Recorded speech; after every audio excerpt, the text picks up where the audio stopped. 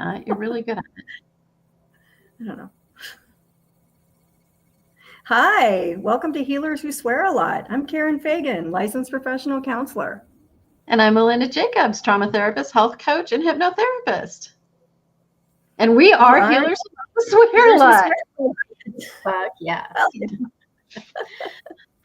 So I'm handing the reins to Karen. Yeah, that's a big mistake, but I'll give it my best shot. Melinda likes to put me in situations that stretch me. She knows this. She doesn't tell me in advance. She just says, we're doing this thing. And I say, okay.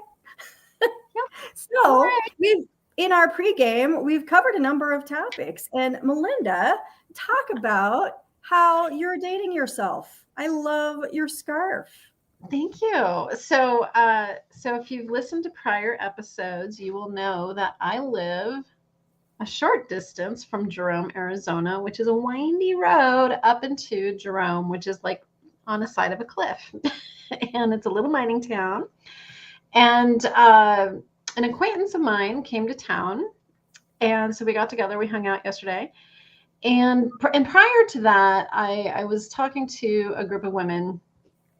And one of them had just gotten married, and we were all like, tell us everything. And she said, honestly, I just started dating myself. She took herself out on dates. She started, romancing herself and doing all of that. And so I saw this scarf, which I don't know if you can't see what it says, but it's got writing all the way around it. And this is what it says, Karen. And I got this for myself because I decided I'm going to date myself. This is for my love. I love how you make me feel. I do love how I make me feel. You make me feel complete. Somehow you fit perfectly into all the spaces in me that I never knew were even missing. You make me feel known. You speak the language of my heart, sometimes without saying a single word. You make me feel happy, no matter how tough life can get sometimes. I always smile just at the thought of you. But most of all, you make me feel lucky. Out of all the people in the world, I can't believe I found you, my friend, my love. And I thought, yeah, that's how I want to feel.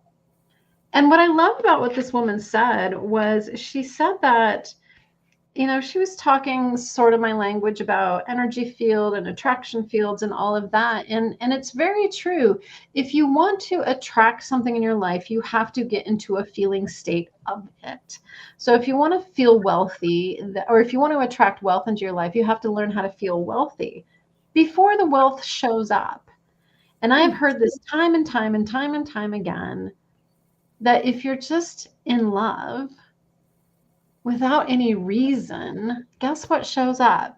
More love. And so I am open to love showing up in my life, and I am happy to prime the pump by being in that state of love and treating myself to loving little beautiful gifts, because I like to tell myself that I'm special. I think that's wonderful. And you are. I am. Thank you. And you're so worthy. I see so many women, well, men and women really, in my practice, who will tolerate so much terrible behavior from other people because they're afraid to let go. And, sometimes that's a function of being raised in a chaotic environment, and just kind of like, just because you're tough doesn't mean you have to be. But people don't know how to say, this is not a good fit for me. This is not what serves me right now. This is not what feeds my soul. And my practice, I see that the fear, if not terror, of being alone forever, and these really limiting ideas, it's like, well, there's, that's the best I can do. Or, their parents would say something horrible, like, you'd be lucky if someone chose you. And so standards got very, very low. And I'm pretty clear that my standards from relationship to relationship just continue to get higher and higher and higher. And I've been alone for, what has it been, like a couple of years now? I'm in no hurry. Like, I would love to have love in my life. I would love that. But I'm not willing to sacrifice. I am not willing to compromise my values, my standards. So, My yeah. peace. I'm not willing to compromise my peace. I love living alone.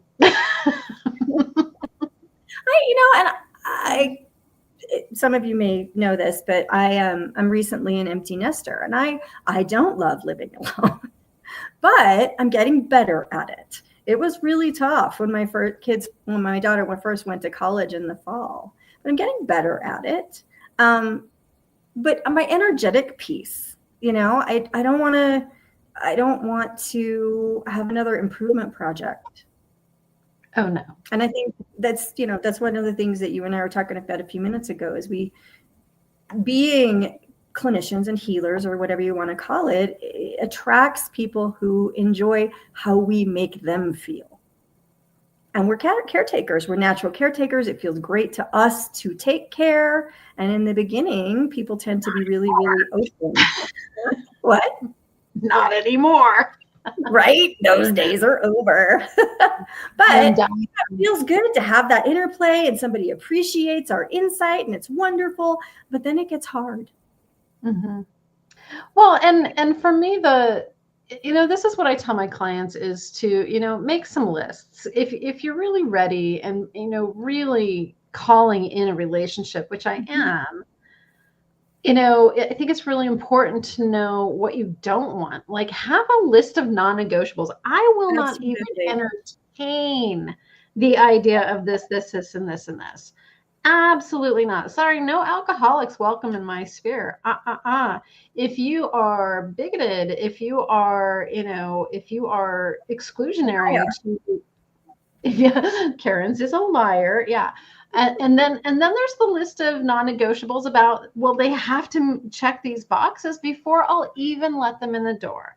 Oh, I loved your list. Talk about your list. My list is they have to be they have to be you said able to apologize. Yeah, I'm just like, the list all came in at once. My mind just went. So they need to be able to be aware. They have to be self-aware, be able to take personal responsibility for themselves. They need to be able to say, I'm sorry. Oh, I didn't mean to hurt you. Let's problem solve this. Let's figure out a way to minimize this so we don't bump into this again. Recognizing that shit happens. It does. I don't expect someone to not hurt me. I'm sensitive. And so my feelings get a little hurt from time to time. But if, I always give people the analogy, if you step on my foot and I say ow, the first thing out of your mouth should be, I'm so sorry. Are you okay? Terry Real, who is the founder of Relational Life Therapy, has the greatest repair question. And in my work with couples, it is so hard for people. And that is, what do you need from me to help you feel better right now? Yep. And that question is not hard for me. No, that's not for us, because we're self-aware and can take accountability. So I need someone with a little more higher evolved perspective. I need someone who's definitely spiritual. What's interesting, I think this is really fascinating, is back to how we will compromise ourselves and take the scraps. Yeah. I did this thing called, it's like a VIA survey, and it talks about your top values, core values in life. And of course, if anybody knows me, spirituality is going to be top of the top. Integrity, top of the top. Beauty, art, those kind of things. Those are like my things.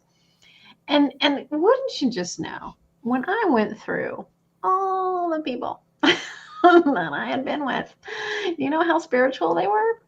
Fucking zero. Yeah. What was I doing, Karen?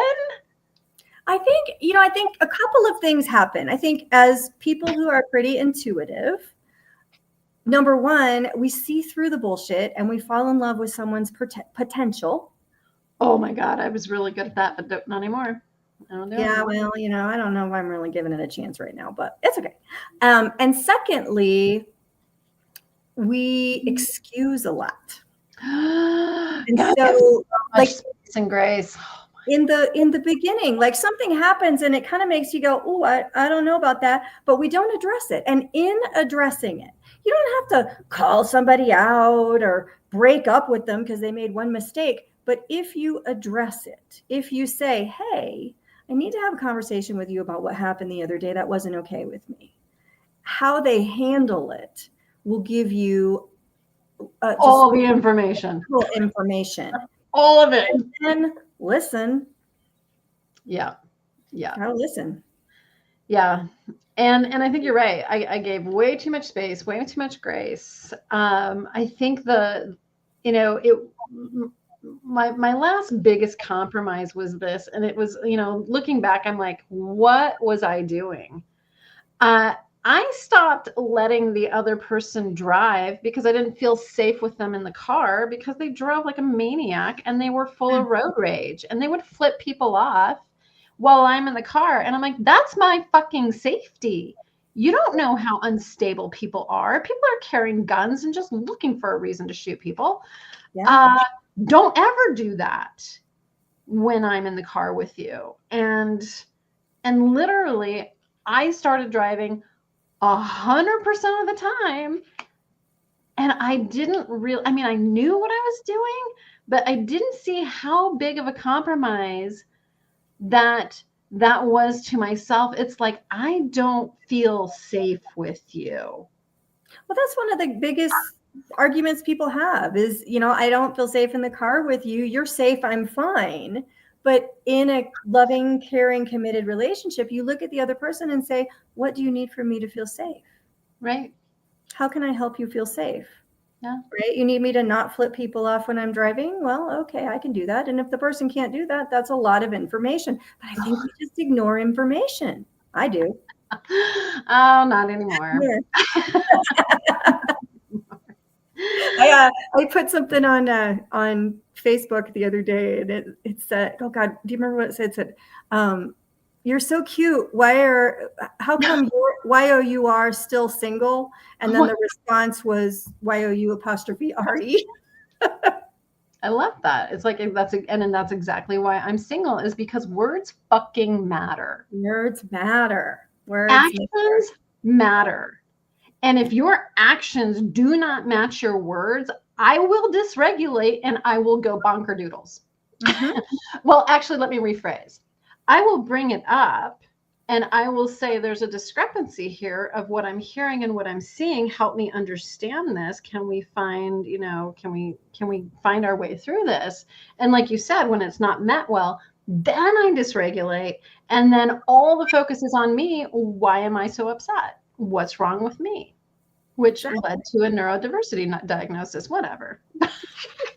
It's a thing. Whatever. But yeah. I very much am all about, like, my next person is absolutely going to be conscious of their words and how they use them and what they're saying. And they're not going to be one of these people that's like, oh, I was just kidding. I'm like, fuck off.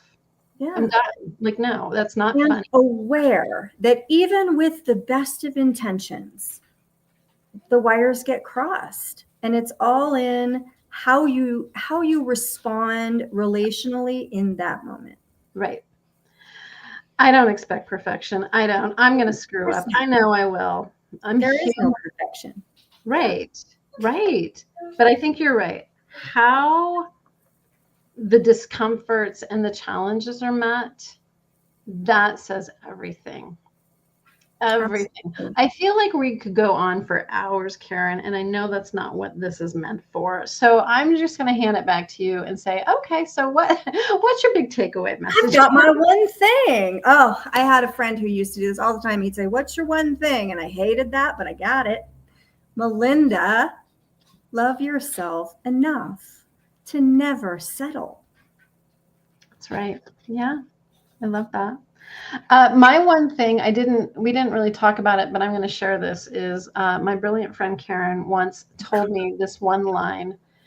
And it was a way to communicate to someone that their behavior or whatever they're doing is really challenging for you. But it's the way you worded it that was so brilliant. It's like, when I see you do that, I lose respect for you. Yeah. I think that is one of the most impactful things, because I don't want to lose respect for my partner. And if my partner isn't respecting me, I want the chance to reclaim and redeem myself. Yeah. I think it's a very loving, kind way to not make them wrong for what they're doing, but to say, I'm having a hard time respecting you when I see you do X, Y, and Z. Oh, it's brilliant. That's my big takeaway. That's, and that's a great boundary question, because we tend to, the boundary question is, how does this affect me? And that tells you every single time what you need to do about it. But if it just like, it doesn't really affect your bank account or anything objective, but it makes you feel icky, you can give the person that feedback. This changes the way I see you. Yeah. I love that. And I love you. And I'm going to share this is the tag that came on the, with the scarf. For all the ways you make me feel known, feel complete, feel happy, I love you endlessly. For you, Karen. Right back at you, sister. See y'all next week. Bye.